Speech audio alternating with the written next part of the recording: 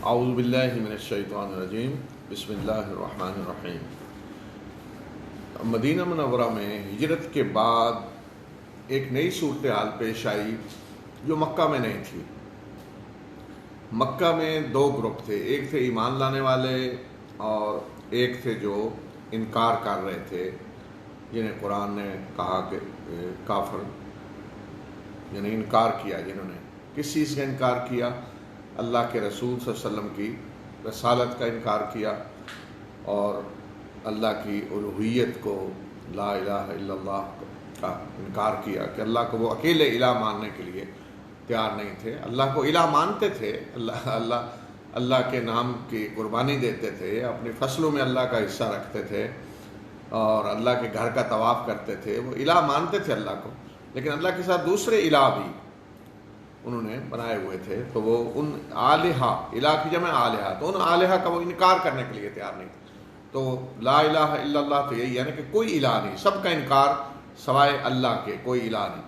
تو یہ گروپ جو تھا یہ تھا کافروں کا گروپ اور دوسرا تھا اہل ایمان کا گروپ۔ ہجرت کے بعد مدینہ منورہ میں ایک تیسرا گروپ وجود میں آیا، اور وہ کون تھے؟ جنہیں قرآن نے منافق کہا، یعنی ایک ہے کفر، ایک ہے ایمان اور ایک ہے نفاق۔ اور ایمان لانے والے کو مومن کہتے ہیں، کفر کرنے والے کو کافر کہتے ہیں، اور نفاق میں جو مبتلا ہو اسے منافق کہتے ہیں۔ تو منافق کون ہے؟ کہ جو ظاہر کر رہا ہے کہ وہ مومن ہے، وہ ایمان لے آیا ہے اللہ پہ، اللہ کے رسول پہ، لیکن وہ ایمان دل میں نہیں ہے۔ زبان سے جو کچھ کہہ رہا ہے، دل اس کی تصدیق نہیں کرتا۔ تو سچائی کون سی ہوتی ہے؟ کہ جو کچھ آدمی زبان سے کہہ رہا ہو، دل بھی اس کی تصدیق کہہ رہا ہو۔ بے شک حقیقت ایک صحیح ہو، مثلا ایک آدمی اندر کہیں کمرے میں بیٹھا ہے، اس کو نہیں پتا کہ سورج طلوع ہو گیا ہے، اور وہ کسی کو دھوکہ دینے کے لیے کہہ رہا ہے کہ سورج طلوع ہو گیا ہے، حالانکہ اسے یقین ہے کہ دل میں یقین ہے کہ نہیں ہوا۔ تو حالانکہ حقیقت میں باہر سورج طلوع ہو چکا ہے، لیکن وہ جھوٹ بول رہا ہے، اس لیے اس کے دل میں یہ ہے کہ میں دھوکہ دے رہا ہوں، اور وہ زبان سے جو کچھ کہہ رہا ہے دل اس کی تصدیق نہیں کر رہا۔ تو مدینہ منورہ میں یہ ایک تیسرا عنصر سامنے آیا۔ معاشرہ گویا کہ تین حصوں میں تقسیم ہو گیا۔ چوتھے یہودی تھے، وہ تو الگ گئے، یعنی مومن، کافر اور منافق۔ مکہ مکرمہ میں کوئی منافق نہیں تھا، یعنی تصور ہی نہیں کیا جا سکتا تھا، اس لیے کہ ایمان لانا خود اپنے آپ کو آزمائش میں ڈالنا تھا، اپنے آپ کو خطرات سے دوچار کرنا تھا، اپنی جان کو خطرے میں ڈالنا، اپنے مال کو، کاروبار کو، بیوی بچوں کو۔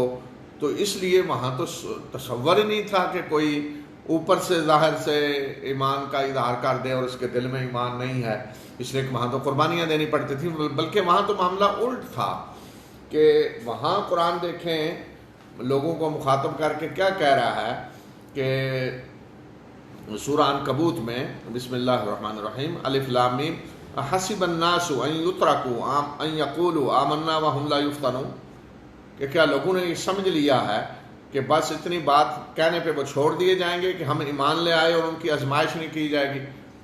یعنی وہاں تو آزمایا جا رہا تھا، اتنا سخت آزمایا جا رہا تھا کہ لوگ پکار اٹھے کہ اب یہ آزمائشیں کب تک چلیں گی، کب تک ہمیں ستایا جاتا رہے گا۔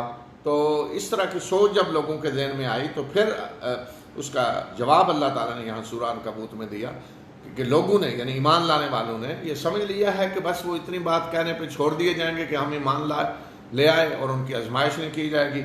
وَلَقَدْ فَتَنَّ الَّذِينَ مِن قَبْلِهِمْ، ان سے پہلے جو گزرے ہیں یعنی ایمان لانے والے، ہم نے ان کی بھی آزمائش کی ہے۔ فَلَيَعْلَمَنَّ اللَّهُ الَّذِينَ صَدَقُوا وَلَيَعْلَمَنَّ الْكَاذِبِينَ، اللہ نے ضرور یہ دیکھنا ہے کہ سچے کون ہیں، اور اللہ نے جھوٹوں کو بھی ضرور جاننا ہے کہ جھوٹے کون ہیں۔ یعنی آزمائش کیوں کی جائے گی؟ تاکہ پتہ چلے کہ کون سچا ہے، کون جھوٹا ہے، کون ایمان کا اعلان کر کے، دعویٰ کر کے اس پہ قائم رہتا ہے، آزمائشیں بھی اسے اس راستے سے نہیں ہٹا سکتے، اور کون ہے کہ جو ذرا آزمائش آئے اور بھاگ جاتا ہے۔ تو یہ اللہ تعالیٰ نے اپنی سنت بتا دی کہ پہلے بھی جتنے انبیاء گزرے ہیں ان پہ ایمان لانے والوں کی آزمائش ہوئی ہے، اور آزمائش کا مقصد کیا ہے، حکمت کیا ہے کہ تاکہ پتہ چل جائے کہ اس دعویٰ ایمان میں سچا کون ہے اور جھوٹا کون ہے۔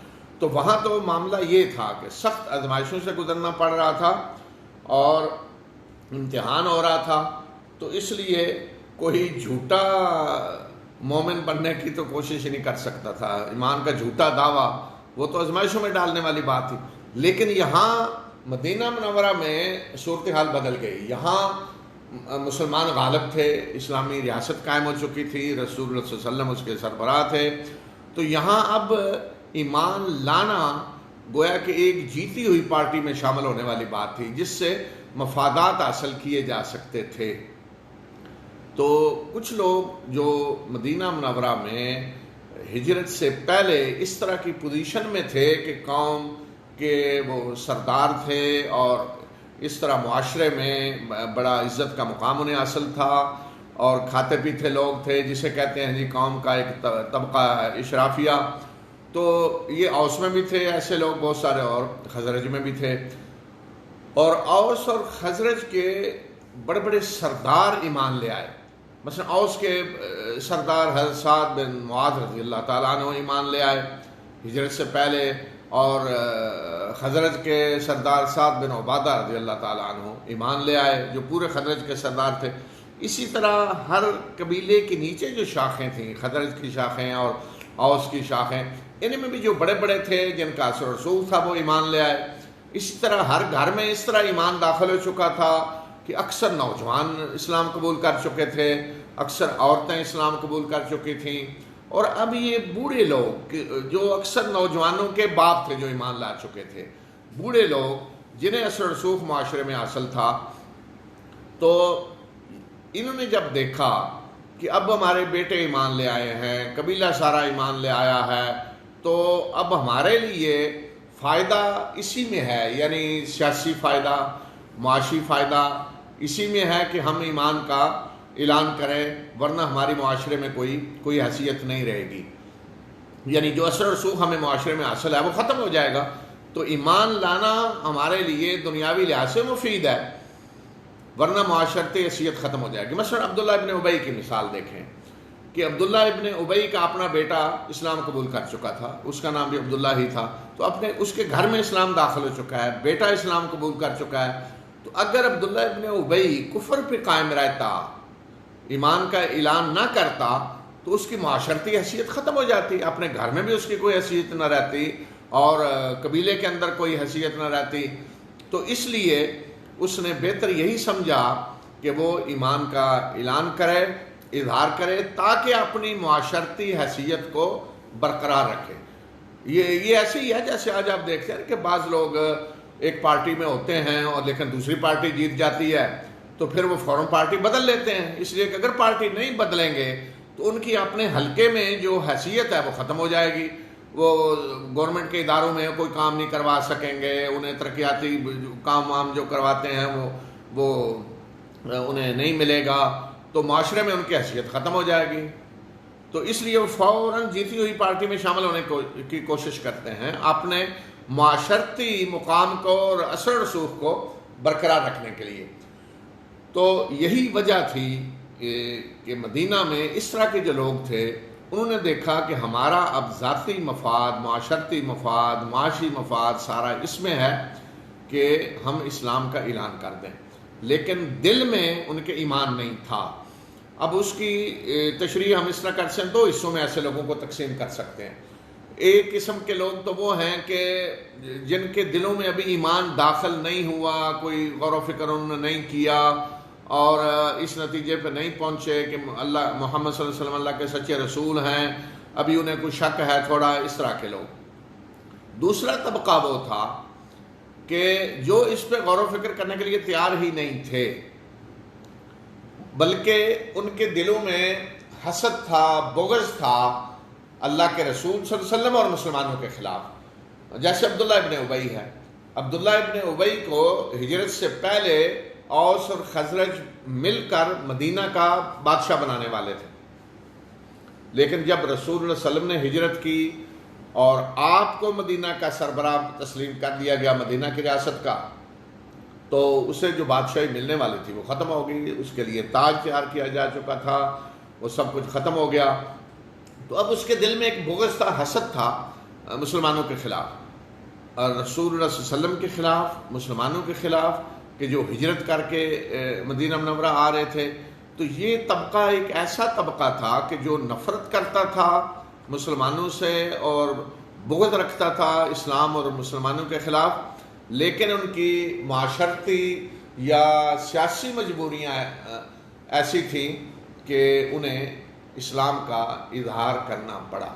تو ایسے لوگ جو ہیں وہ ایک تو یہ کہ مالدار لوگ ہوتے ہیں، یا ہم غریب آدمی اس طرح نہیں کرتا، کوئی غریب آدمی منافق نہیں ہوتا، وہ یا صحیح معنوں میں مسلمان ہوگا یا کافر ہوگا. کافر ہوگا تو سخت قسم کا کافر، اور مسلمان ہوگا سخت قسم کا مسلمان.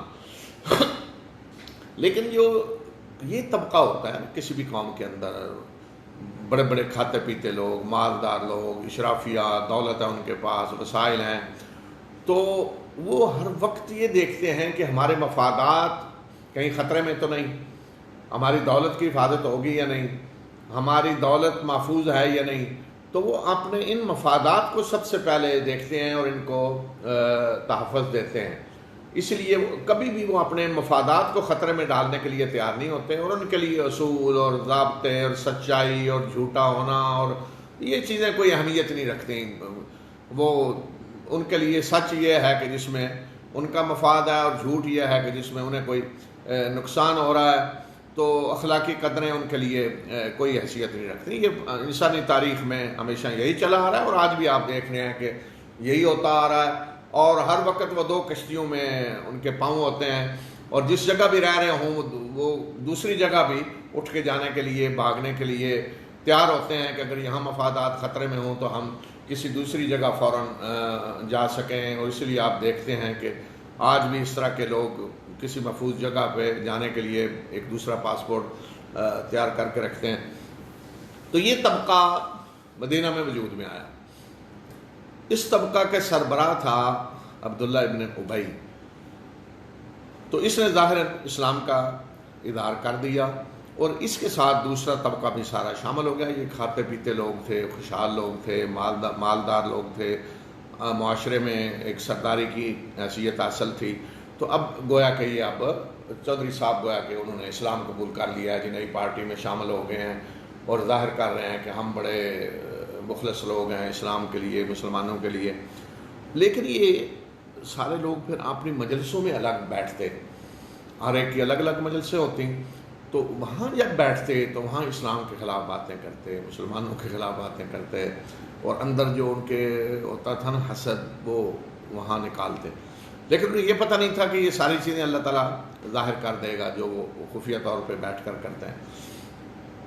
اور یہ اپنے آپ کو بڑا ہوشیار سمجھتے تھے کہ ہم بڑے ہوشیار ہیں، چلاک ہیں. دیکھیں ہم نے دونوں طرف اپنے تعلقات رکھے ہوئے ہیں، کہ قریش کو بھی پیغام بھیجتے کہ ہم تمہارے ساتھ ہیں، اور یہودیوں کو بھی یقین دلاتے کہ ہم تمہارے ساتھ ہیں. بس یہ چند دنوں کی بات ہے، اصل میں ہماری مجبوری یہ ہے کہ ہمارے اپنے نوجوان بیوقوف بن گئے ہیں، سب نے اسلام قبول کر لیا ہے، تو ہم کیا کریں. اب ہم انہیں روک نہیں سکتے، اب اپنے گھر میں تو نہیں ہم ان سے لڑ سکتے. تو آپ مطمئن رہیں کہ ہم آپ کے ساتھ ہیں اور ان کا صفایا کر دیں گے کسی دن. تو قریش کے ساتھ بھی اسی طرح ان کے تعلقات تھے، یہودیوں کے ساتھ بھی تھے، اور اپنے آپ کو بڑا ہوشیار سمجھ رہے تھے. تو یہاں یہ طبقہ جو ہے قرآن نے اس کا ذکر کیا. معاشرہ میں تین قسم کے لوگ ہیں. مکہ میں یہ بات نہیں تھی. تو سورہ بقرہ مدنی صورت ہے، اور اس صورت میں ابتدا ہی میں اللہ تعالیٰ نے بتا دیا کہ اب اللہ نے جو کتاب نازل کی ہے اور اللہ نے اپنے رسول جو مبعوث کیے ہیں، تو ان پر ایمان لانے اور کفر کرنے یا ان کے ساتھ اللہ کی کتاب اور اللہ کے رسول کے بارے میں جو رویہ ہے لوگوں کا، وہ اب لوگ تین حصوں میں تقسیم ہے. تینوں کا ذکر کر دیا کہ پہلا گروپ کون سا ہے، دوسرا گروپ کون سا ہے، اور تیسرا گروپ کون سا ہے. اور زیادہ تفصیل سے جو ذکر کیا ہے وہ تیسرے گروپ کا کیا ہے. تو اب دیکھیں ترجمہ سنیں اس کا. بسم اللہ الرحمن الرحیم. الف لام میم، الف لام میم حروف مقطعات ہیں، الگ الگ پڑھے جاتے ہیں، تو ان کا کوئی ترجمہ ہو ہی نہیں سکتا۔ کسی بھی زبان میں اگر حروف الگ الگ پڑھے جائیں، ملا کر نہ پڑھے جائیں، تو ترجمہ بن ہی نہیں سکتا۔ تو یہ اس وقت ان کا استعمال تھا۔ اگر استعمال نہ ہوتا، قرآن انہیں استعمال کرتا، تو سب سے پہلا اعتراض تو یہی کیا جاتا کہ ایک ایسا اللہ کا کلام ہے کہ جس میں دیکھیں کس قسم کے حروف استعمال ہو رہے ہیں جن کا کسی کو معنی ہی نہیں معلوم۔ تو نہ کافروں نے، انکار کرنے والوں نے اس پہ کوئی اعتراض کیا، اور نہ کسی مسلمان نے اللہ کے رسول صلی اللہ علیہ وسلم سے ان کا معنی پوچھا۔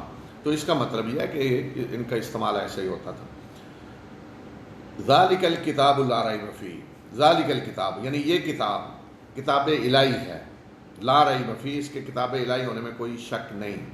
تو بحث کیا ہو رہی تھی مکہ میں بھی اور مدینہ میں بھی کہ یہ قرآن اللہ کے رسول صلی اللہ علیہ وسلم نے جس کو اللہ کی کتاب کی حیثیت سے پیش کیا، تو لوگ جو ایمان نہیں لائے وہ کہہ رہے تھے نہیں، یہ اللہ کا کلام نہیں ہے، انہوں نے خود اس کو لکھ لائے ہیں، خود سنا رہے ہیں ہمیں اپنے پاس سے۔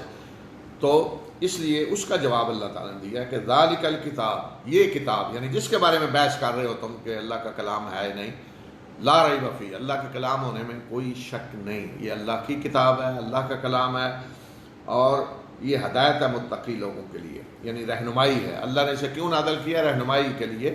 کن کے لیے رہنمائی ہے؟ متقی لوگوں کے لیے۔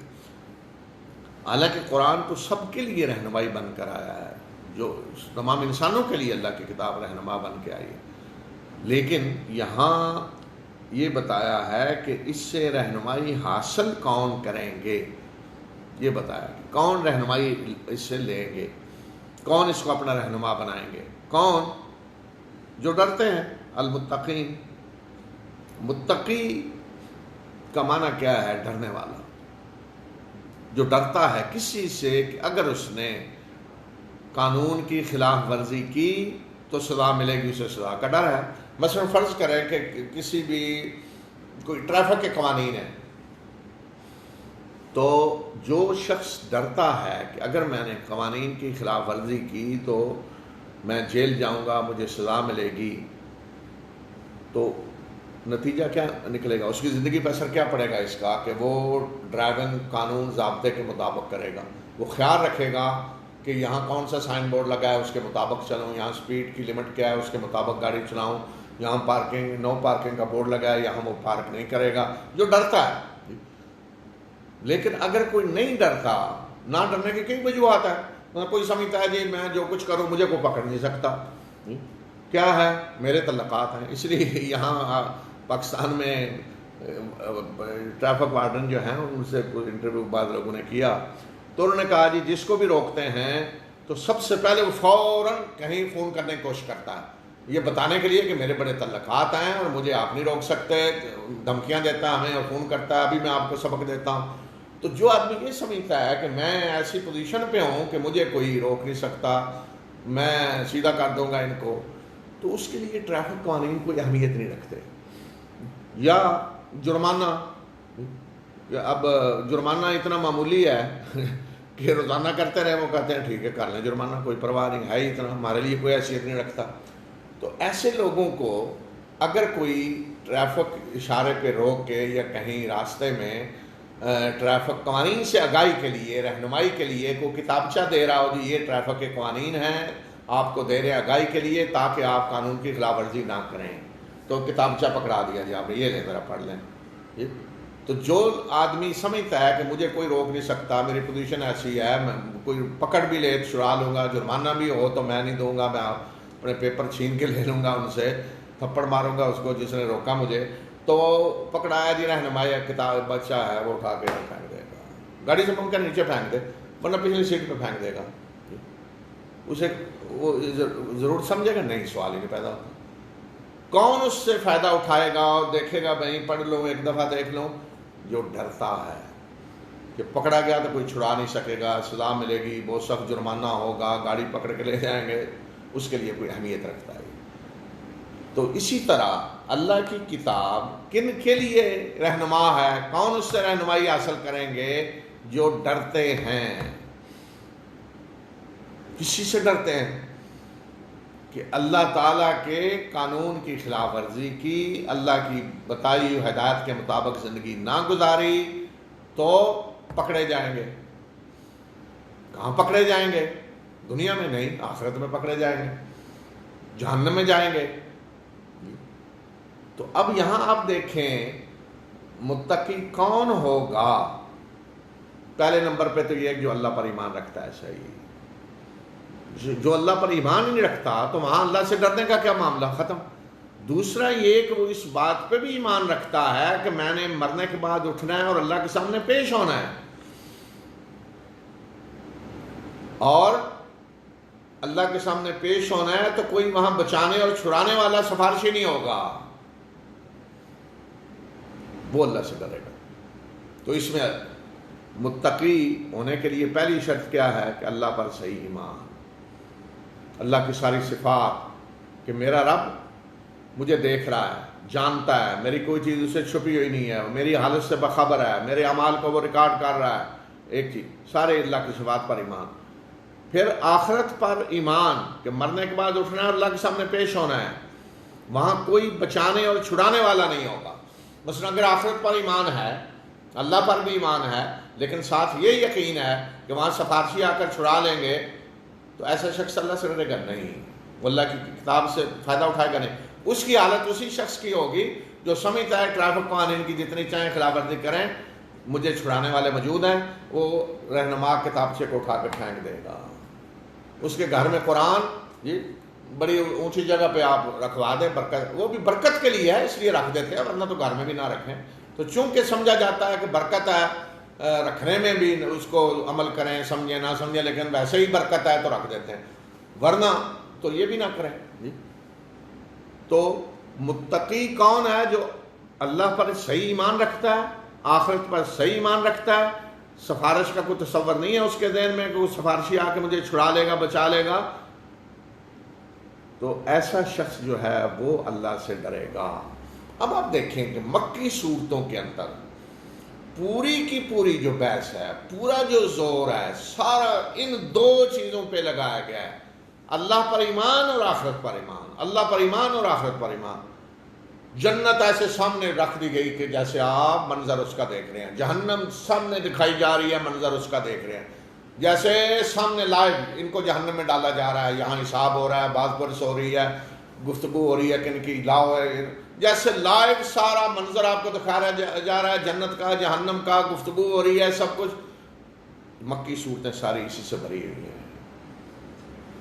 گویا کہ وہ تربیت جو مکہ میں کی گئی، مکی صورتوں کے اندر سارا کچھ وہی ایمان ہے کہ جس کے نتیجے میں تقویٰ پیدا ہوتا ہے، اللہ پر صحیح ایمان، آخرت پر صحیح ایمان۔ تو یہ فرمایا کہ یہ لوگ ہیں جو اس کتاب سے رہنمائی حاصل کریں گے، ورنہ کیا ہوگا جی؟ ورنہ جیسے آج اکثر مسلمانوں کا ہمارا رویہ ہے اللہ کی کتاب کے ساتھ، انفرادی طور پر بھی اور اجتماعی طور پر بھی، یعنی ایک دکاندار دیکھیں گے الف لام میم کاف ہا یا عین صاد، الف لام میم صاد، یہ حروف مقطعات وہ دکان پہ لگے ہوں گے برکت کے لیے، دیکھیں عجیب، یہ بھی نکالا کہاں سے جی، یہ لگا، باقی قرآن کو چھوڑیں، یہ لگے ہوں گے، سارا دن جھوٹ بولنا ہے، ناپ تول میں کمی کرنی ہے، ملاوٹ کرنی ہے، سب کچھ کرنا ہے، لوگوں کو دھوکہ دینا ہے، سارے کام ہو رہے ہیں اور برکت کے لیے یہ لگا دیا ہے۔ اللہ کے قوانین کے خلاف ممکن ہے کہیں قوانین بنائے جا رہے ہوں اور اس کے بعد اسمبلی کی افتتاح میں تلاوت قرآن کی کر دی گئی مثلا جی، تو یہ حال ہوتا ہے۔ ورنہ تو متقی آدمی فرمایا کہ وہ ہے جو اللہ سے ڈرتا ہے، جسے پتہ ہے کہ میں نے اللہ کے سامنے پیش ہونا ہے، حساب دینا ہے، کوئی بچانے چھڑانے سفارش کرنے والا نہیں ہوگا، وہ اللہ کی کتاب سے رہنمائی حاصل کرے گا کہ کس چیز کو اللہ نے حرام کیا ہے، کیا حلال ہے، کس چیز سے روکا ہے، کس کا حکم دیا ہے، میں کدھر جا سکتا ہوں کدھر نہیں، سارے معیشت کے اندر، معاشرت کے اندر، سیاست کے اندر، پوری زندگی کا جو نظام ہے اس کے اندر اللہ نے رہنمائی جو کی ہے اس کے مطابق چلے گا۔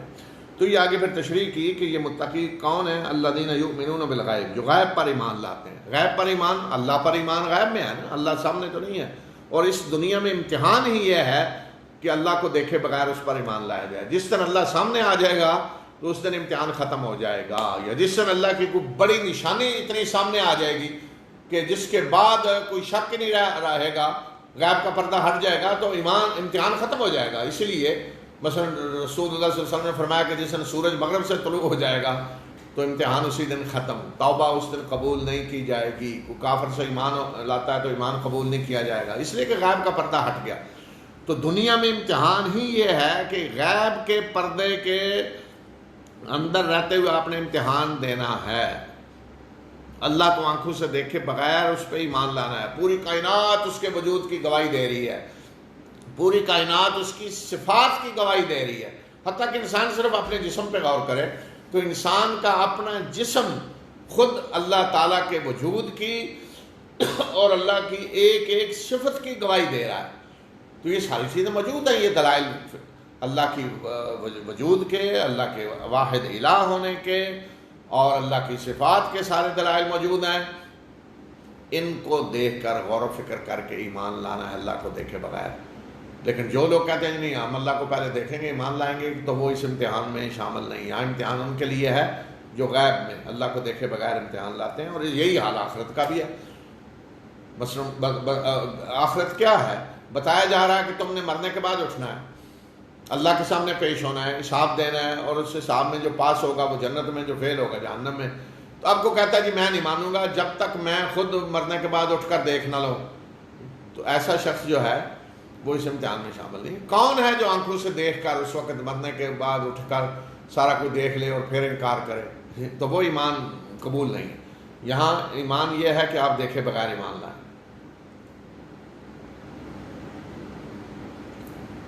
تو یہ ایمان میں دیکھیں جن چیزوں پہ ایمان لانا ضروری ہے وہ کیا ہیں، جنہیں ہم کہتے ہیں ارکان ایمان. غیب پہ، اللہ کی ذات پر ایمان اور آخرت پر ایمان، اللہ کے رسولوں پر ایمان، اللہ کی کتابوں پر ایمان، اور اسی طرح فرشتوں پر ایمان، تقدیر پر ایمان. یہ 6 مثلا ارکان ایمان. اگر ان میں سے کسی ایک کا انکار کیا جائے تو وہ سلسلہ کٹ جاتا ہے. مثلا اگر کوئی رسولوں کا انکار کرتا ہے تو اللہ پر ایمان اسے کوئی فائدہ نہیں دے گا، اس کی زندگی پہ کوئی اثر ہی نہیں ہوگا اللہ پر ایمان کا، اس لیے کہ اللہ کی ہدایت اللہ کے رسولوں کے ذریعے آنی ہے. تو اگر اسی طرح کو اللہ کی کتابوں کا انکار کر دیتا ہے تو پھر اللہ اور آخرت پر ایمان اسے کوئی فائدہ نہیں دے گا، اس لیے کہ اللہ کی ہدایت اللہ کی کتابوں کے ذریعے آنی ہے. اور اسی طرح اگر کوئی فرشتوں کا انکار کر دیتا ہے تو اللہ کے رسولوں کے پاس وہی فرشتوں کے ذریعے آتی ہے، تو وہ بھی پھر اللہ پر رسولوں پر ایمان اس کے لیے بے معنی ہو کر رہ جائے گا، کوئی فائدہ نہیں دے گا. اسی طرح تقدیر ہے، تقدیر پر ایمان لانا. تو یہ ہیں 6 گویا کہ ایمان کے ارکان جن پر یقین کرنا ہے، دل میں یقین ہونا چاہیے. یہ غیب پر ایمان ہے سارا. اور پھر اس کے بعد اعمال شروع ہوتے ہیں. شریعت وہ بھی یہاں بتا دی کہ جو پہلے وہ ایمان لاتے ہیں، پھر نماز قائم کرتے ہیں، اور جو ہم نے رزق دیا اس میں سے خرچ کرتے ہیں، یعنی زکوٰۃ. اور جو آپ کی طرف نازل کیا گیا نبی صلی اللہ علیہ وسلم کو مخاطب کر کے کہا، یعنی یہ قرآن، اس پر بھی ایمان لاتے ہیں، اور جو آپ سے پہلے نازل کیا گیا اس پر بھی، یعنی پہلے انبیاء پر جو نازل کیا گیا اس پر بھی ایمان لاتے ہیں کہ پہلے بھی اللہ نے نبی بھیجے، اور جن انبیاء کا ذکر قرآن میں اللہ نے کیا ہے ان پر ہم اسی طرح بائی نیم ان کے نام کے ذریعے ایمان رکھتے ہیں، اور جن کا ذکر نہیں ان پر ہم اسی طرح ایمان رکھتے ہیں کہ جو بھی رسول اللہ نے بھیجے ہم ان کو مانتے ہیں، نبیوں کو مانتے ہیں، اور اللہ نے جو کتابیں نازل کی ان کو بھی ہم مانتے ہیں کہ وہ اللہ کی کتابیں ہیں. اور یہ ایمان یعنی اس قرآن پر بھی، اور پہلے اس لیے کہ یہ سلسلہ شروع سے حضرت آدم کی تخلیق سے شروع ہو رہا ہے. حضرت آدم سب سے پہلے انسان ہے، سب سے پہلے نبی ہیں. تو صرف اللہ کے آخری نبی کو مان لینا کافی نہیں ہے، بلکہ تمام اللہ کے نبیوں کو، رسولوں کو ماننا ضروری ہے. اور یہ ہے اسلام. اول روز سے حضرت آدم سے شروع ہوا، اور اللہ کے آخری رسول صلی اللہ علیہ وسلم کا دین جو ہے وہ اسلام ہے. اور حضرت آدم سب سے پہلے نبی ہیں، سب سے پہلے انسان ہیں، سب سے پہلے مسلم ہیں. ان کی اولاد مسلمان تھے سارے، اسلام پہ انہوں نے اپنی اولاد کو چلایا. اور آخرت کا باقاعدہ الگ آ گیا. اللہ کے ایمان بالغیب میں آخرت بھی آ جاتی ہے، لیکن الگ پھر ذکر کیا وبالآخرۃ هم یوقنون، اور آخرت پر بھی یہی لوگ یقین رکھتے ہیں. اس لیے کہ آخرت پر ایمان جو ہے وہ بڑا اہم ہے اللہ پر ایمان کے بعد، تو اس لیے الگ اس کا ذکر کیا.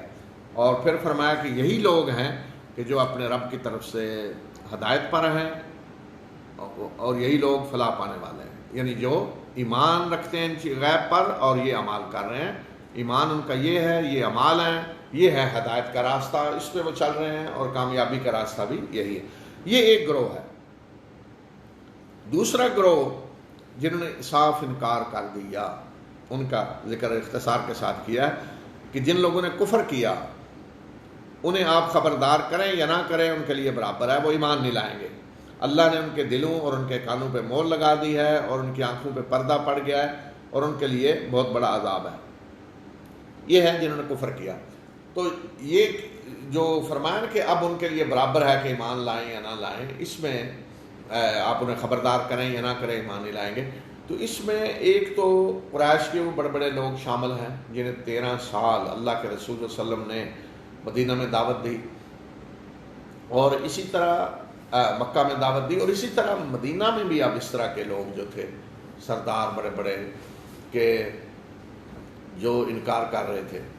تو یہ فرمایا کہ ان کا حال یہ ہو چکا ہے کہ انہیں اب خبردار کرنا نہ کرنا برابر ہو چکا ہے، یہ اب ایمان نہیں لائیں گے۔ اور اس کے بعد فرمایا کہ اللہ نے ان کے دلوں اور ان کے کانوں پہ مہر لگا دی ہے، اور آنکھوں پہ پردہ پڑ گیا ہے۔ تو یہ مہر یہ نہیں کہ اللہ تعالیٰ فرشتے کو بھیجتا ہے جا کے مہر لگائے، یہ اللہ کی سنت کے مطابق ہوتا ہے کہ جب لوگ تعصب میں مبتلا ہو جاتے ہیں کسی دعوت کی طرف سے، اور کوئی بات ذرا بھی سننے کے لیے تیار نہیں ہوتے، غور و فکر کرنے کے لیے تیار نہیں ہوتے، کوئی دلیل ماننے کے لیے تیار نہیں ہوتے، تو ان کا پھر حال یہ ہو جاتا ہے کہ انہیں سمجھانے کا کوئی فائدہ نہیں ہوتا۔ ان کے کان ایسے ہو جاتے ہیں کہ جیسے وہ سنتے ہی نہیں، اور دل ایسا ہو جاتا ہے کہ وہ کسی بات پہ یقین کرنے کے لیے تیار نہیں، گویا کہ مہر لگی، بند ہو گیا ہے، کوئی چیز اس میں نہیں ڈالی جا سکتی، اور آنکھیں ہیں گویا کہ پردہ پڑ گیا ہے، کوئی ایسی چیز دیکھنے کے لیے وہ تیار نہیں ہوتے۔ مثلا دنیا میں بھی دیکھیں کہ کچھ لوگ کسی سیاسی پارٹی کے ساتھ اس طرح وابستہ ہو جاتے ہیں اور اس طرح اس کے شدائی ہوتے ہیں کہ وہ اس کے خلاف ہٹ کے کوئی بات سننے کے لیے تیار نہیں ہوتے۔ وہ اس لیے نہیں کسی سیاسی پارٹی کے ساتھ یہ اچھی ہے، نہیں، بس اس کے ساتھ ہے وہ، تو کوئی بھی بات اس کے خلاف سننے کے لیے تیار نہیں۔ اس میں ان کے کان گویا کہ بہرے ہیں، آنکھوں پہ پردہ ہے، جو چاہیں وہ کرتے رہیں، کچھ نہیں۔ اور کچھ لوگ ایسے ہوتے ہیں کہ جو کسی کا ساتھ دے رہے ہیں سیاسی طور پہ کہ وہ ٹھیک ہے، ان کی نظر میں اچھا ہے، اچھے کام کیے ہیں، لیکن اگر ان کے سامنے وہ غلط کام کرنے شروع کر دے تو وہ چھوڑ دیتے ہیں، اسے تنقید کرتے ہیں، کسی اچھی پارٹی میں دوسرے میں چلے جاتے ہیں۔ تو اس طرح ہمیشہ سیاست میں مذہبی طور پہ دونوں طرح کے لوگ ہوتے ہیں۔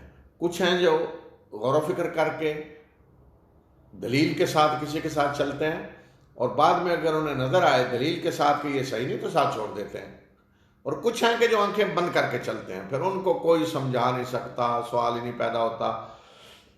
تو یہ جو بالکل ہٹ درم قسم کے لوگ ہوتے ہیں، یہ ان کا بتایا کہ اب ان کا حال یہ ہو چکا ہے، اور اب ان کے لیے بہت بڑا عذاب ہے۔ اب تیسرا گروپ آگے بتایا، اور زیادہ تفصیل سے اس کا ذکر کیا، اس لیے کہ مدینہ منورہ میں منافق جو تھے یہ ایک بہت بڑا ایشو تھا مسلمانوں کے لیے۔ جتنی بھی مدنی صورتیں آگے بھی آئیں گی، ہر ایک میں منافقوں کا ذکر ہے، اور یہ زیادہ خطرہ تھے مسلمانوں کے لیے۔ اس لیے کافر کا تو پتہ ہے نا یہ کافر ہے، لیکن یہ تو مسلمانوں کے اندر رہ رہے ہیں، گھر کے بیٹی ہیں، مسلمانوں کے ساتھ نمازیں پڑھ رہے ہیں، مسلمانوں کے ساتھ جہاد پہ بھی جا رہے ہیں اگر آسان ہو، تو اندر لوگ رہ رہے ہیں، اور یہ مسلمان کہا جا رہا ہے، تو یہ خطرناک لوگ تھے بڑے۔ اس لیے تفصیل سے قرآن نے ذکر کیا، اور یہاں سے 8 نمبر آیت سے ان کا ذکر شروع ہو رہا ہے کہ لوگوں میں سے ایسے ہیں جو کہتے ہیں کہ ہم اللہ اور یوم آخرت پر ایمان لائے، حالانکہ وہ مومن نہیں ہیں، ظاہر کرتے ہیں زبان سے، دل میں ایمان نہیں ہے، منافق۔ وہ اللہ اور ایمان لانے والوں کے ساتھ دھوکہ بازی کر رہے ہیں، حالانکہ وہ صرف اپنے آپ ہی کو دھوکہ دے رہے ہیں، اور انہیں اس کا شعور نہیں ہے۔ وہ بڑے چلاک ہیں، وہ سمجھ رہے ہیں کہ ہم نے بیوقوف بنایا ہوا ہے، مسلمانوں کو دھوکہ بازی دھوکہ دینے کی کوشش کر رہے ہیں، حالانکہ دھوکہ اپنے آپ کو دے رہے ہیں۔ ان کے دلوں میں ایک بیماری ہے، اللہ نے اس بیماری کو بڑھا دیا ہے، اور ان کے لیے دردناک عذاب ہے اس وجہ سے جو وہ جھوٹ بولتے رہے۔ دلوں میں بیماری ہے، یہ ان منافقوں کی طرف اشارہ ہے کہ جن کے اندر حسد اور بغض تھا مسلمانوں کے خلاف۔ تو ان کی بیماری کو اللہ نے بڑھا دیا، یعنی ان کے سامنے اسلام دن بدن غالب ہوتا نظر آ رہا ہے، دن بدن بڑھتا نظر آ رہا ہے، وہ بیماری بڑھتی جا رہی ہے۔ مثلا کسی کو اگر حسد ہو کسی کا اور اس کے سامنے وہ ترقی کرتا جائے، دن بدن ترقی، تو وہ دن روزانہ اسے سزا مل رہی ہے اس کی حسد کی وجہ سے۔ تو یہی حال ان منافقوں کا تھا۔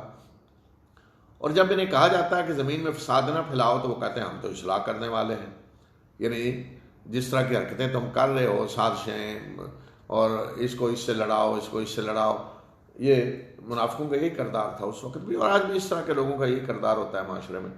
تو کہتے ہیں نہیں ہم تو اصلاح کرنے والے ہیں، سن لو خبردار کہ یہی فساد پھیلانے والے ہیں، لیکن انہیں اس کا شعور نہیں ہے، پتہ نہیں، یعنی جو حرکتیں یہ کر رہے ہیں یہ فساد پھیلا رہے ہیں۔ اور جب انہیں کہا جاتا ہے کہ اس طرح ایمان لاؤ جس طرح لوگ ایمان لائے ہیں، باقی لوگ ایمان لائیں، صحیح طرح ایمان لاؤ، جو کہ زبان سے کہہ رہے ہو دل میں بھی وہ ہونا چاہیے، تو کہتے ہیں کیا ہم بے وقوف، کیا ہم اس طرح ایمان لائیں جس طرح بے وقوف ایمان لائے ہیں؟ سن لو کہ یہی بے وقوف ہیں لیکن انہیں پتہ نہیں ہے، یعنی عام لوگوں کو، مسلمانوں کو وہ بے وقوف سمجھتے تھے، یہ بے وقوف ہیں، انہیں پتہ نہیں ہے کہ کل حالات بدل سکتے ہیں، تو بدل گئے حالات، قریش کا غالب آ گئے تو پھر کیا ہوگا؟ تو ہم تو عقل مند ہیں، ہم نے تو دونوں کشتیوں میں پاؤں رکھے ہوئے ہیں، ادھر بھی اپنے تعلقات صحیح رکھے ہوئے ہیں، جو پارٹی جیتے گی ہم اس کے ساتھ ہوں گے۔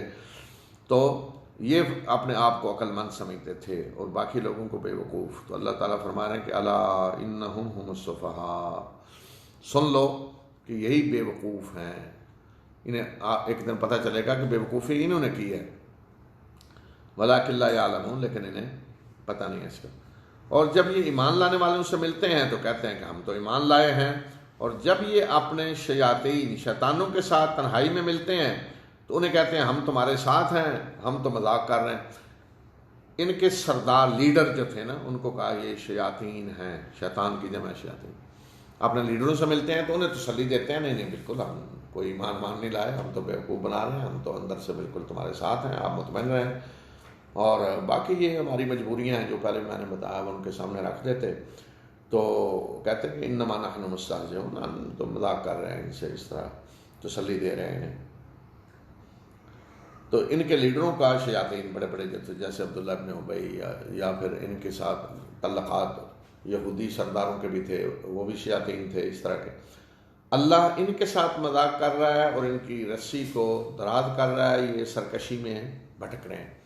فرمایا کہ یہ تو سمجھ رہے ہیں نا، یہ دھوکہ دے رہے ہیں، فرمایا اللہ انہیں ان کی رسی دراز کر رہا ہے، یہ بھٹک رہے ہیں اسی اپنی سرکشی میں۔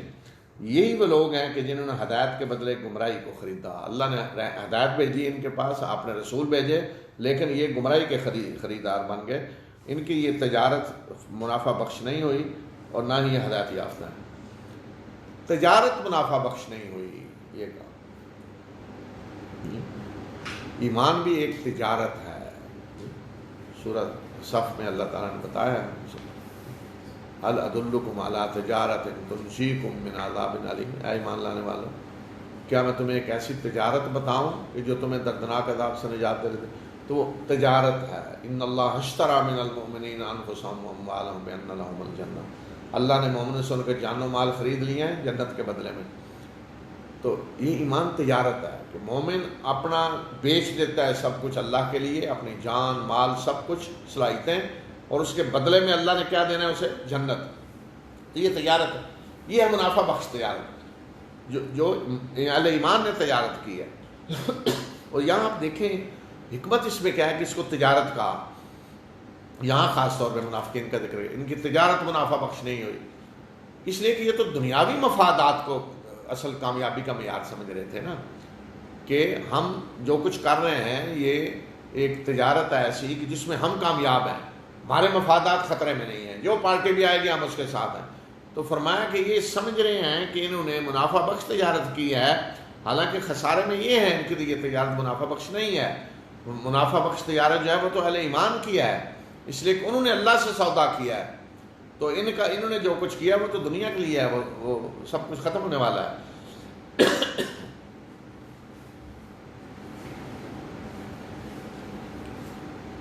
اب منافقوں کے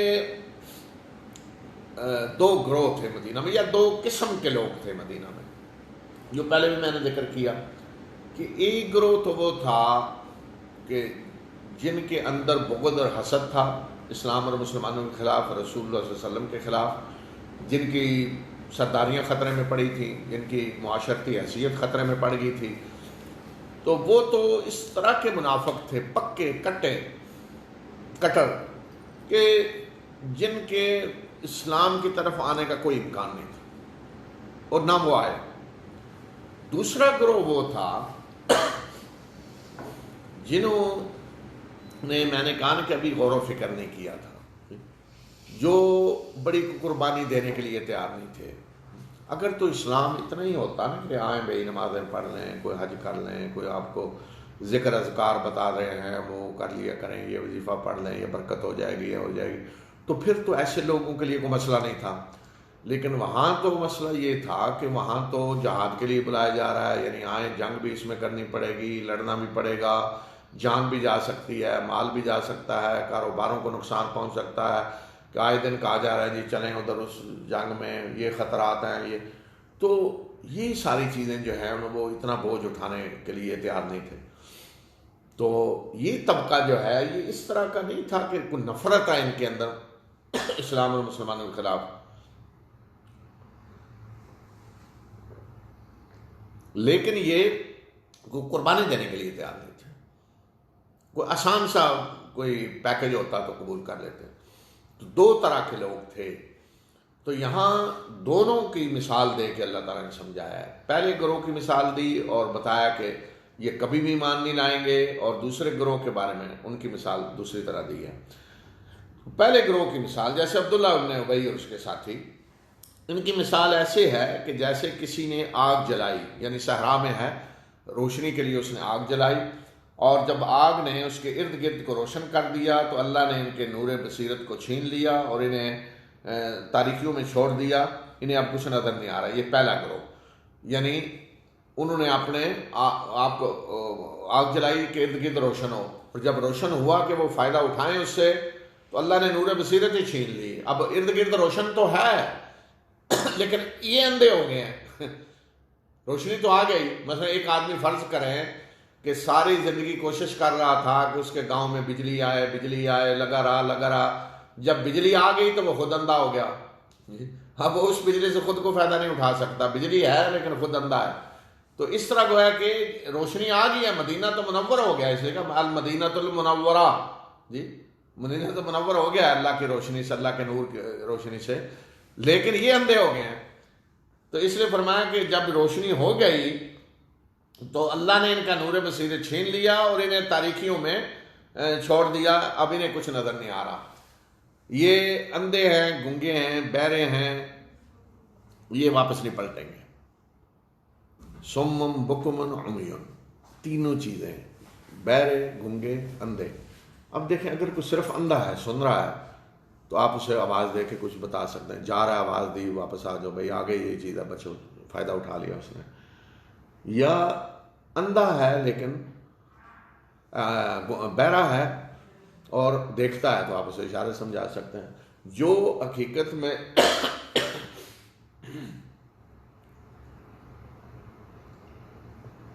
جو بہرا ہوتا ہے نا وہی اصل میں گنگا ہوتا ہے، اس لیے کہ انسان جو کچھ سنتا ہے وہ بولتا ہے، بچہ جو زبان سنتا ہے وہ بولتا ہے، تو جو بہرا ہوتا ہے وہی گنگا ہوتا ہے۔ تو ایک بہرا شخص لیکن آنکھیں ہیں تو آپ اسے سمجھا سکتے ہیں۔ آج کل دیکھیں گنگے اعلیٰ تعلیم یافتہ ہوتے ہیں۔ اور اسی طرح جو اندھا ہے، سنتا ہے، وہ بھی بڑے بڑے پی ایچ ڈی ملیں گے آپ کو، بڑے بڑے لوگ پڑھے لکھے۔ لیکن اگر کوئی بہرا بھی ہے اور اندھا بھی ہے، اسے کوئی چیز سمجھائی جا سکتی نہیں، کوئی اسے تعلیم دے سکتے ہیں آپ نہیں، کوئی چیز سکھا سکتے ہیں نہیں۔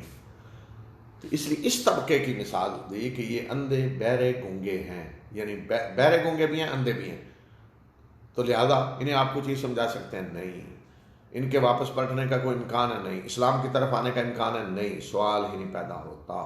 یہ پہلا طبقہ، اور اسی طرح ہوا۔ دوسرے طبقے کی مثال دی کہ ان کی مثال ان کی منافقوں کی، یہ دوسرے طبقے کی مثال ہے، یا ان کی مثال ایسے ہے جیسے آسمان سے موسلادھار بارش ہوئی، اس میں تاریک اندھیرا بھی ہے، کڑک اور چمک بجلی کی، اور یہ بجلی کے کڑاکے کو سن کر موت کے خوف سے اپنے کانوں میں انگلیاں ڈال لیتے ہیں، اور اللہ ایسے کافروں کا احاطہ کیے ہوا ہے۔ قریب ہے کہ بجلی کی چمک ان کی بصارت کو اچک لے جائے، بجلی چمکتی تیز، آنکھیں اچک لے ان کی، اور جب کبھی بھی ان کے لیے کوئی روشنی ہوتی ہے تو اس میں چل پڑتے ہیں، اور جب اندھیرا چھا جاتا ہے تو کھڑے ہو جاتے ہیں، اور اگر اللہ چاہے تو ان کی سماعت اور بصیرت بھی چھین لے پہلے گروہ کی طرح۔ اللہ ہر چیز پہ قادر ہے۔ یہ مثال دیکھیں، یہ اس طرح مثال دی ہے کہ جیسے کوئی آپ میں سے اگر کسی کو واسطہ پڑا ہے اس طرح کی صورتحال سے کہ کہیں آپ صحرا میں ہیں، کھلی ایسی جگہ، بالکل بادل آ گئے ہیں اور سخت اندھیرا چھایا ہوا ہے اور بجلی چمک رہی ہے، کڑک بھی ہے، آواز بھی آ رہی، بڑی سخت بادل گرج رہے ہیں اور بجلی چمک رہی ہے، تو خوف اتنا بادل گرج کے آدمی کانوں میں انگلیاں دے لیتا ہے کہ گویا کہ میرے اوپر کچھ چیز گرنے والی، اور بجلی جو چمکتی ہے تو تھوڑی سی روشنی ہوتی ہے، کچھ چیز نظر آتی ہے، اور پھر اندھیرا چھا جاتا ہے، پھر بجلی چمکتی ہے، روشنی آتی ہے، پھر تو یہ مثال دی کہ گویا کہ قرآن جو نازل ہو رہا ہے، وہی جو نازل ہو رہی ہے، تو یہ تو رحمت ہے اللہ تعالیٰ کی، لیکن اس کے ساتھ ان اللہ کے احکام بھی ہیں، اس میں نماز بھی پڑھنی پڑے گی، اس میں جہاد میں بھی جانا پڑے گا، اس میں زکوٰۃ بھی دینی پڑے گی، اس میں حلال حرام کی پابندیاں ہیں وہ بھی ہیں ساری، تو یہ ان لوگوں کے لیے مشکل ہیں۔ تو اگر کہیں بجلی چمکتی ہے، کوئی روشنی آسان کام ہے تو چل پڑتے ہیں، کر لیتے ہیں، اور اگر کہیں مشکل کام ہے، جہاد کے لیے کہا جا رہا ہے خرچ کریں اللہ کے راستے میں، تو رک جاتے ہیں۔ یہ اس طبقے کی مثال دی کہ جو عملی طور پہ کمزور تھے، دلوں میں بغض نفرت نہیں تھی، عملی طور پہ کمزور تھے، تو ان کے بارے میں یہ نہیں کہا کہ یہ نہیں واپس آئیں گے، نہیں، لیکن ان کو خبردار کر دیا، وارننگ دے دی کہ وَلَوْ شَاءَ اللَّهُ لَذَهَبَ بِسَمْعِهِمْ وَأَبْصَارِهِمْ، کہ اگر اللہ چاہے تو ان کی سماعت اور بصیرت بھی چھین لے، پہلے گروہ کی طرح ان کو کر دے، خبردار کر دیا ان کو۔ ان اللہ علی کل شیء قدیر، اللہ ہر چیز پہ قادر ہے۔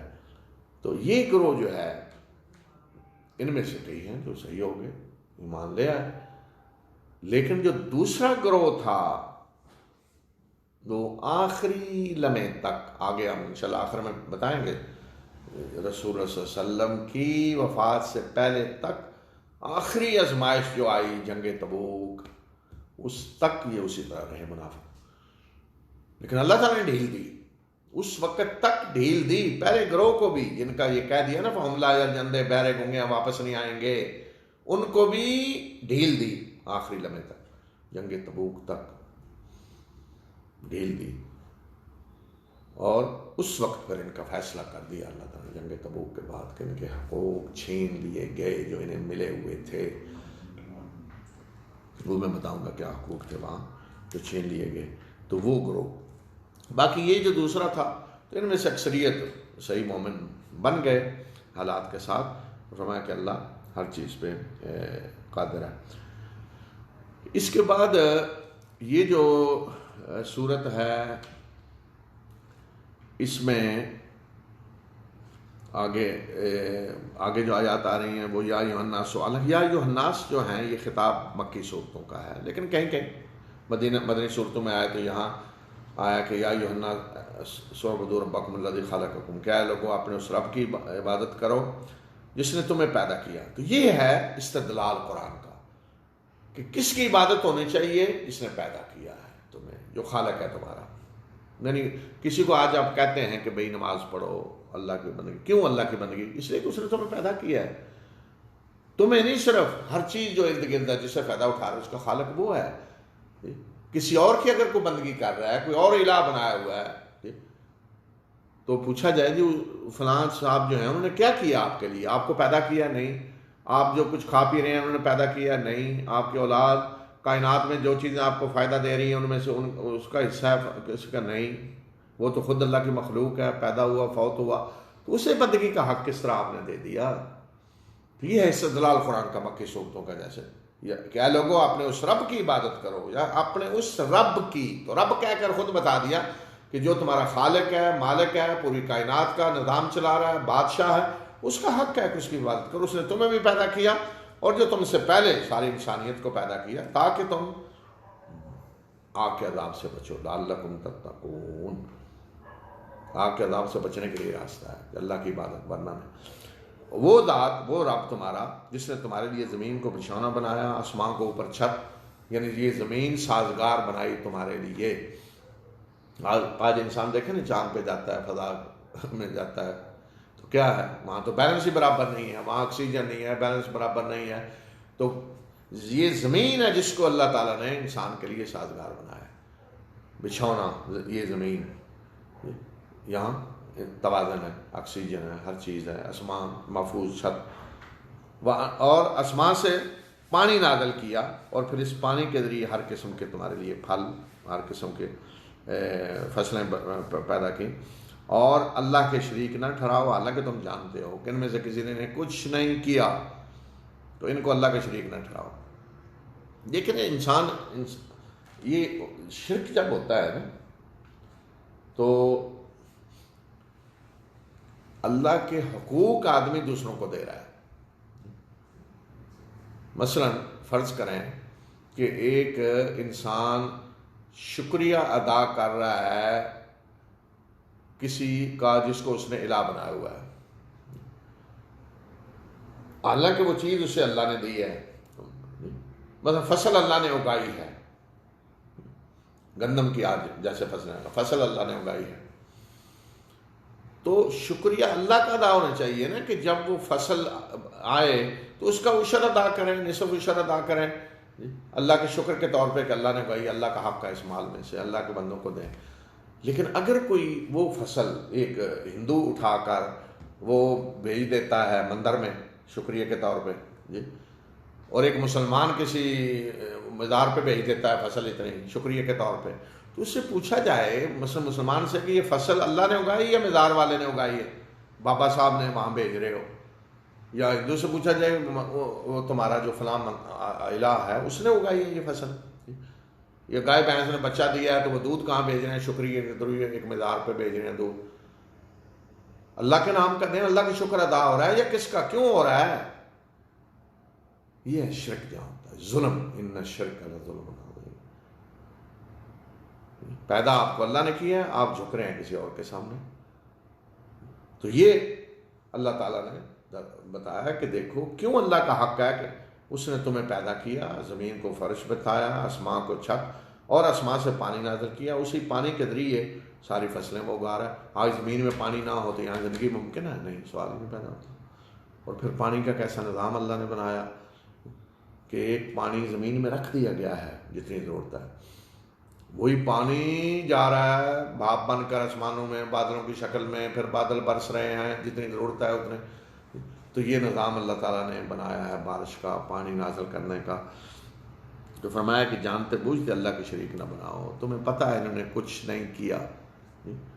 اب دیکھیں نا الیکشن ہوتے ہیں تو جو کوئی ممبر ہے پہلے جس نے آپ کی جی گلیاں بنوائی ہوئی ہیں، سڑکیں بنوائی ہیں، علاقے میں اسپتال بنایا ہے، کوئی کالج اسکول بنایا، وہ ووٹ مانگنے آ جاتے ہیں ہمیں دیں کیونکہ ہم نے تو یہ کام کیے ہیں، حالانکہ اپنی جیب سے خرچ کیا نہیں، حکومت کا پیسہ تھا، آپ ہی کا ٹیکس حکومت کے پاس گیا، وہاں سے لے کے انہوں نے آپ کی گلیاں سڑکیں کچھ چند اسپتال بنا دیے، اور وہ اس بنیاد پہ آ کے کہتے ہیں ہمیں ووٹ دیں اور ہم آپ کے لیے بیٹھ کر اسمبلی میں قانون سازی کریں گے، حکومت کریں گے آپ پہ۔ تو آدمی کہتا ہے ہاں جی اس کو ووٹ دے رہے ہیں کیوں؟ یہ دیکھیں نا سارے کام انہوں نے کروائے ہیں، ووٹ دے رہے ہیں، بے شک اس میں آدھا کھا گئے ہوں، 70% کھا گئے ہوں جتنا، پھر بھی کہتے ہیں وہ جی بڑے کام کروائے ہیں جی، کھاتے ہیں تو لگاتے بھی تو ہیں نا، تو ووٹ دے رہے ہیں۔ تو ان کو آپ تھوڑا سا آپ ہی کا پیسہ لے کے انہوں نے خرچ کر کے 2 سڑکیں بنوا دی ہیں تو آپ ووٹ دے رہے ہیں ان کو۔ اور اللہ جس نے آپ کو پیدا کیا ہے، آپ کو سب کچھ دے رہا ہے، اس کی کائنات میں رہ رہے ہیں، اس کی دی ہوئی فضا میں سانس لے رہے ہیں، اس کی پیدا کردہ آکسیجن سے آپ زندہ ہیں جی، وہ بارشیں برسا رہا تو آپ کی فصلیں اگ رہی ہیں، تو ووٹ جا کے دوسروں کو دے آتے ہو۔ سوچو ذرا، کام اس نے سارے تمہارے کروائے اور ووٹ دوسروں کو دے رہے ہو۔ یہاں سوچیں، یا ایک ممبر اسمبلی مثلا وہ تو ووٹ مانگ رہا ہے اس بنیاد پہ میرا حق ہے ووٹ دیں کہ میں نے یہ کام کروائے ہیں، تو مثلا وہی اگر خود اللہ نے اسے جو کوئی دیا ہے اس کی اللہ کا شکر ادا کرنے بھی جائے ووٹ کہیں اور دے رہا ہو تو اسے کہا ہے کہ خود اپنے لیے تو ووٹ مانگ رہے ہو کہ میں نے کام کروائے ہیں، میرا حق ہے ووٹ مجھے ملے، تو اللہ نے سب کچھ تمہیں دیا، تم اللہ کو ووٹ دینے کے لیے تیار نہیں ہو، تم دوسروں کو دے رہے، تمہارا شکریہ کے لیے تمہاری فصلوں میں سے یہ اور دودھ اور شکرانے کہیں اور پہنچ رہے ہیں، کسی مزار پہ یا کہیں اور جا رہے ہیں۔ یہ ظلم جو ہو رہا ہے، تو اس لیے اللہ تعالیٰ جب اپنی عبادت کا حکم دیتا ہے تو وہ اس لیے وہ کہتا ہے میں حقدار ہوں، کوئی اور حقدار ہے تو لاؤ سامنے، اگر ہے تو میں کہوں گا کرو اس کی عبادت۔ جی اگر کسی نے کچھ کیا ہے تو ٹھیک ہے، لیکن لاؤ بتاؤ تو صحیح نا، کسی نے کیا ہے، کسی نے کوئی ایک پتا بھی اگایا ہے، کوئی ایک درخت ہے، کوئی فصل ہے، کوئی کسی درخت کا جی بیج ہی بنا دیا وہ فلاں نے، چلو ہماری فصلوں میں جو بابا صاحب فلاں نے بیج بنا دیا تھا یہ، تو اس لیے فرمایا جانتے بوجھتے اللہ کی شریک نہ بناؤ۔ اور اگر تمہیں شک ہے اس میں سے جو ہم نے اپنے بندے پہ نازل کیے نہیں یہ قرآن، تو اس جیسی ایک صورت بنا کے لے آؤ۔ یہ قرآن کو اگر کہتا اللہ کا کلام نہیں ہے، محمد صلی اللہ علیہ وسلم اللہ کے رسول ہیں جنہوں نے پیش کیا، تو یہ کیا نا کہ اللہ کا کلام ہے۔ اگر وہ کہتا ہے کہ اللہ کا کلام نہیں ہے، تو بھی آپ بڑے بڑے شاعر آپ کے اندر موجود ہیں، ادیب موجود ہیں، تو اس جیسا ایک صورت بنا کے لے آئیں، کوئی آیات بنا کے لے آئیں، اور اللہ کے سوا تمہارے جو مددگار ہیں ان کو بھی بلا لو اگر تم سچے ہو، جو گواہی دے رہے ہیں۔ شہداء گواہ کے معنی میں بھی ہوتا ہے، مددگار کے معنی میں بھی، کہ جو وَادْعُوا شُهَدَاءَكُم مِّن دُونِ اللَّهِ، جو اللہ کے سوا دوسرے ایسے تمہارے مددگار ہیں جو تمہاری طرح کہہ رہے ہیں اللہ کا کلام نہیں ہے، تو ان کو بھی بلا لو، سب کو اکٹھا کر لو، اگر سچے ہو تو لاؤ۔ اور اگر تم نے یہ کام نہ کیا اور قطعاً نہیں کر سکو گے تو پھر اس آگ سے ڈرو جس کا ایندھن انسان اور پتھر ہوں گے، جو کافروں کے لیے تیار کی گئی، وارننگ دے دی۔ اگر تم نے یہ نہ کیا، یعنی یہ چیلنج کے نتیجے میں نہ لائے اس طرح کا بنا کر کلام، تو فرمایا کر بھی نہیں سکو گے۔ آج 14 سال سے یہ چیلنج ہے کلام کا، اور دیکھیں آج بھی عربی زبان کے بڑے بڑے ادیب مسلمانوں میں نہیں، کافروں میں ہیں۔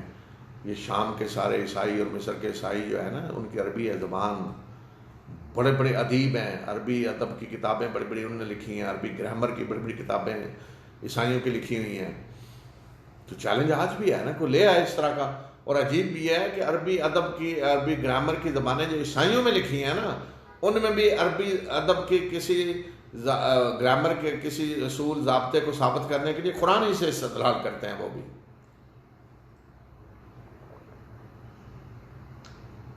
تو یہ جو فرمایا کہ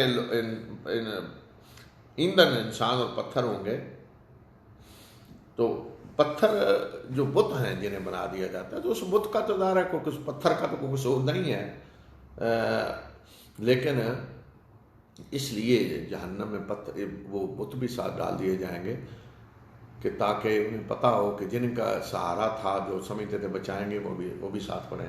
جیسے کسی چودھری کی اشارے پہ کوئی بدماشی کر رہا ہو، بڑی لوگوں پہ ظلم کر رہے ہیں، چوریاں ڈاکے، چوری صاحب نے جو پیچھے سرپرستی ہے، تو پولیس اسے پکڑ کے حوالات میں لائے اور ساتھ چوری صاحب بھی وہیں باندھ لائے ہیں، تو جی یہ ہے ہمارے جن نے چھڑانا تھا وہ بھی یہیں ہیں، تو ذلت اور زیادہ بڑھ جاتی ہے، مایوسی۔ اور پھر بتایا کہ جو ایمان لائے اور جنہوں نے نیک اعمال کیے انہیں خوشخبری دے دیں کہ ان کے لیے ایسے باغات ہیں جن کے اندر نہریں بہہ رہی ہوں گی، اور جب کبھی بھی انہیں رزق دیا جائے گا تو وہ کہیں گے یہ تو وہی رزق ہے جو ہمیں پہلے دیا گیا، اور انہیں ملتا جلتا رزق دیا جائے گا، یعنی نعمتیں جو جنت میں ملیں گی، پھل، وہ اسی طرح کے دنیا میں جو کچھ ہیں۔ اس لیے کہ اگر انسان کو کوئی ایسی چیز جو پہلے جانتا ہی نہیں، پتہ ہی نہیں، دے دی جائے تو وہ تو مانوس نہیں ہوتا۔ یعنی جو آج پھل ہے دنیا میں اسی طرح کے، لیکن جنت کے پھلوں کا ذائقہ اور ہر چیز الگ، لیکن وہ مانوس ہو جن سے انسان، اور ان کے لیے وہاں پاکیزہ بیویاں ہوں گی اور وہ اس میں ہمیشہ ہمیشہ رہیں گے۔ بے شک اللہ اس بات سے نہیں شرماتا کہ وہ کسی مچھر یا اس سے بھی کم تر چیز کی مثال دے۔ جو لوگ ایمان لائے وہ تو جانتے ہیں کہ یہ ان کے رب کی طرف سے حق ہے، اور جنہوں نے کفر کیا وہ کہتے ہیں کہ اللہ کو ان مثالوں سے کیا تعلق ہے اللہ کا۔ اسی کے ذریعے اللہ بہتوں کو گمراہ کرتا ہے اور بہتوں کو ہدایت دیتا ہے، اور وہ گمراہ صرف اور صرف فاسقوں کو کرتا ہے جو اللہ کے عہد کو اس کو پختہ کرنے کے بعد توڑتے ہیں، اور جس چیز کو اللہ نے جوڑنے کا حکم دیا ہے اسے کاٹتے ہیں، یعنی صلہ رحمی، اور زمین میں فساد پھیلاتے ہیں۔ یہی لوگ خسارہ پانے والے ہیں۔ تو یہ جو فرمایا نا کہ اللہ اس بات سے نہیں شرماتا کہ وہ مچھر یا اس سے بھی کم تر کسی چیز کی مثال دے. تو یہ اصل میں ایک اعتراض کا جواب ہے. قرآن جب نازل ہو رہا تھا تو اس طرح نہیں کہ کتاب کی شکل میں دے دیا گیا کہ یہ کتاب ہے پڑھ لیں اس کو، نہیں. روزانہ جو مسائل پیش آ رہے تھے مسلمانوں کو اس میں رہنمائی، جو اعتراض کیا جا رہا تھا اس کا جواب، جو سوال پوچھا جا رہا تھا اس کا جواب. تو اب یہاں یہ جو آیت ہے اس میں ایک اعتراض کا جواب دیا گیا ہے. وہ اعتراض کیا تھا کہ قرآن نے جب شرک کی مثال دی، مشرکین جو شرک کر رہے تھے ان کو کہا کہ جنہیں تم اللہ کے سوا پوچھتے ہو وہ تو ایک مکھی بھی نہیں پیدا کر سکتے. لن یخلقوا ذبابا ولو اجتمعوا لہ یا ایھا الناس ضرب مثل فاستمعوا لہ. اے لوگوں ایک مثال دی جاتی ہے، اسے غور سے سنو. ان الذین تدعون من دون اللہ، جنہیں تم اللہ کے سوا پکار رہے ہو وہ اگر سارے اکٹھے بھی ہو جائیں تو ایک مکھی بھی نہیں پیدا کر سکتے. وَإِن يَسْلُبْهُمُ الذُّبَابُ شَيْئًا لَّا يَسْتَنقِذُوهُ مِنْهُ. پیدا کرنا تو بڑی بات ہے، اگر مکھی ان سے کچھ چیز چھین کر لے جائے تو چھڑا بھی نہیں سکتے. ضعف الطالب والمطلوب، مانگنے والا بھی کمزور، جس سے مانگا جا رہا ہے وہ نہ، جس سے مانگا جا رہا ہے اس کی حالت یہ ہے، اور پھر مانگنے والوں کا کیا حال ہوگا. یہ مثال جب قرآن نے دی سمجھانے کے لیے کہ جن کو پکار رہے ہو وہ اتنے کمزور ہیں کہ نہ مکھی پیدا کر سکتے ہیں، مکھی کو چیز چھینے چھڑا بھی نہیں سکتے. تو اس پہ بڑا جو فلسفی تھے کافروں کے شور مچا، دیکھیں جی یہ اللہ کا کلام اور اللہ مکھیوں کی مثالیں دے رہا ہے، اللہ کا واسطہ ان مثالوں سے کیا، اللہ کو اس طرح کی مثالیں اللہ کیسے دے گا.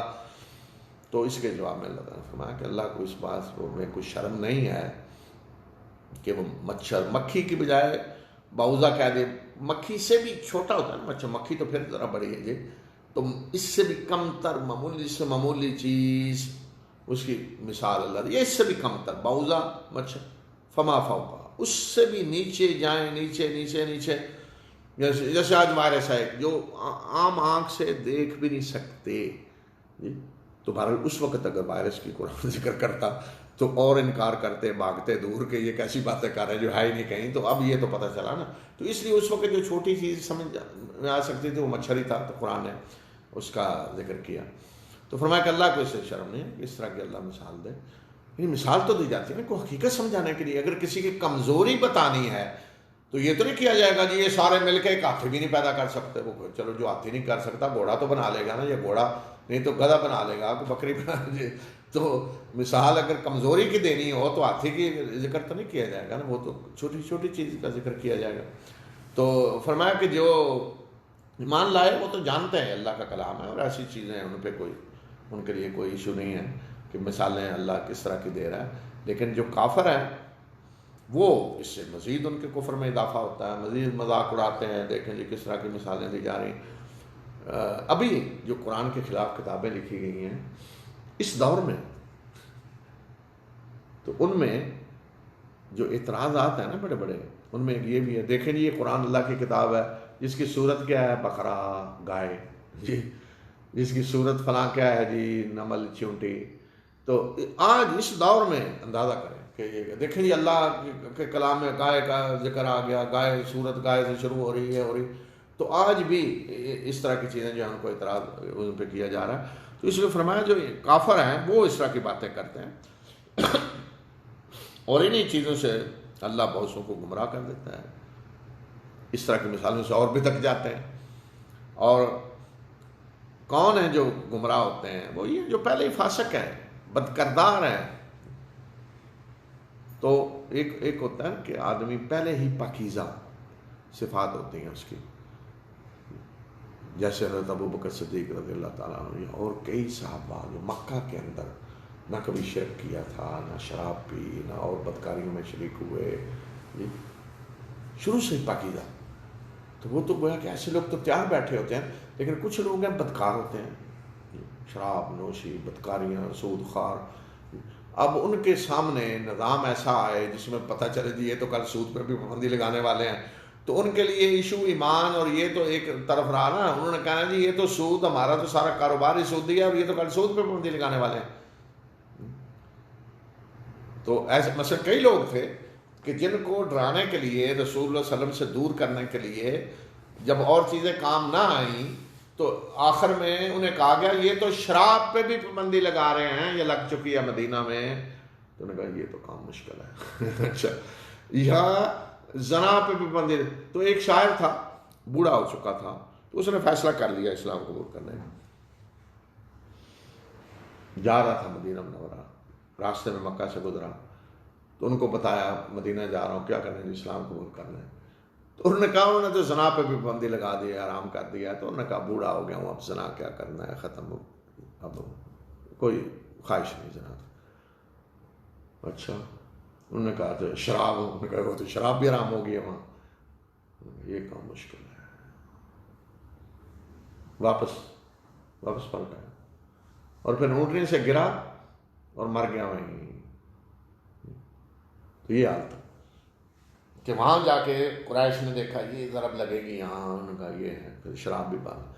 تو اب مسائل اور ہوتے ہیں کئی لوگوں کے، فسق و فجور، بدکاریاں، لیکن انہیں پتہ ہے کہ اسلام تو پھر یہ کہے گا اور یہ بھی کرنا پڑے گا، یہ بھی. تو وہ پھر یہ نہیں کہتے کہ ہم اس لیے اسلام کو نہیں مانتے جی ہمیں شراب چھوڑنی پڑے گی، یہ چھوڑنا پڑے گا، یہ دیانتداری کرنے، نہیں، وہ دلیلیں اور ادھر سے جی ادھر یہ کیوں ہے، مکھی کا ذکر کیوں ہے، مچھر کا کیوں ہے، یہ کیوں آ گیا، اعتراض اس قسم کے ہو رہے ہوں گے. اصل مسئلہ پیچھے کچھ اور ہوتا ہے.